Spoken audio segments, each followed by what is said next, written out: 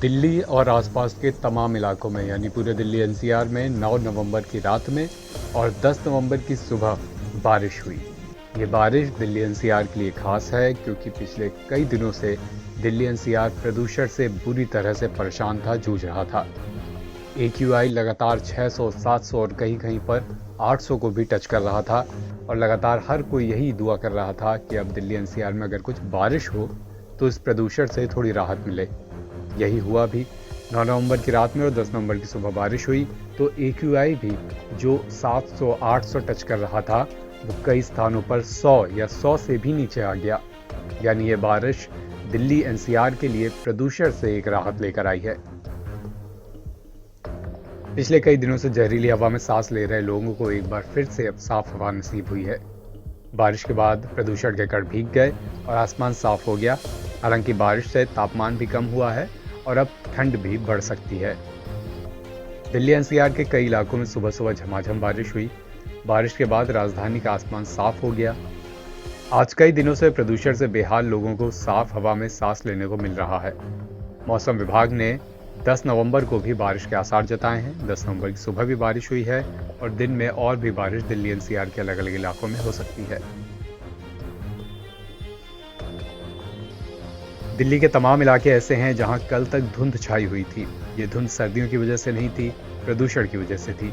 लेकिन अब बारिश के बाद 10 नवंबर की सुबह जब लोग सोकर उठे तो उन्होंने आसमान को साफ पाया। विजिबिलिटी भी बढ़ गई है। कल तक राजधानी में दिन में भी धुंध की वजह से फॉग लाइट जलानी पड़ रही थी। वहीं आज लोगों को इससे राहत मिली है। फिलहाल बारिश रुकी हुई है, लेकिन आसमान में सुबह के 9-10 बजे तक भी बादल छाए हुए हैं। मौसम विभाग का कहना है कि दिन भर बारिश हो सकती है। हालांकि कल से यानी 11 नवंबर से मौसम साफ ही रहेगा, बारिश लगातार नहीं होगी। तापमान गिरेगा, सर्दियां बढ़ेंगी। कल से सुबह शाम हल्का कोहरा भी रह सकता है।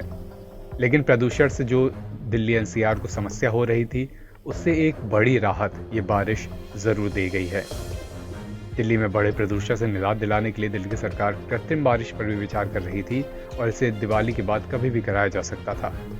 सुप्रीम कोर्ट में सरकार इसके बारे में अपना पक्ष भी रखने वाली है। लेकिन झमाझम बारिश के बाद प्रदूषण कम हुआ है और अब मुमकिन है कि दिल्ली की आम आदमी पार्टी की सरकार को कृत्रिम बारिश पर जो करोड़ों रुपए खर्च करने पड़ रहे थे वो अब नहीं करने पड़ेंगे क्योंकि प्राकृतिक बारिश हो गई है।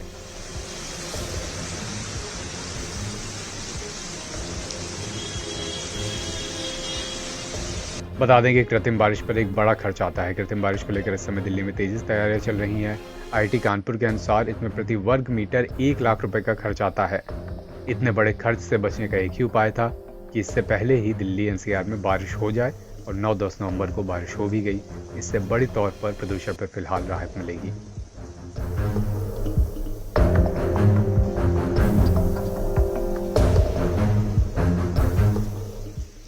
NBT ऑनलाइन की रिपोर्ट।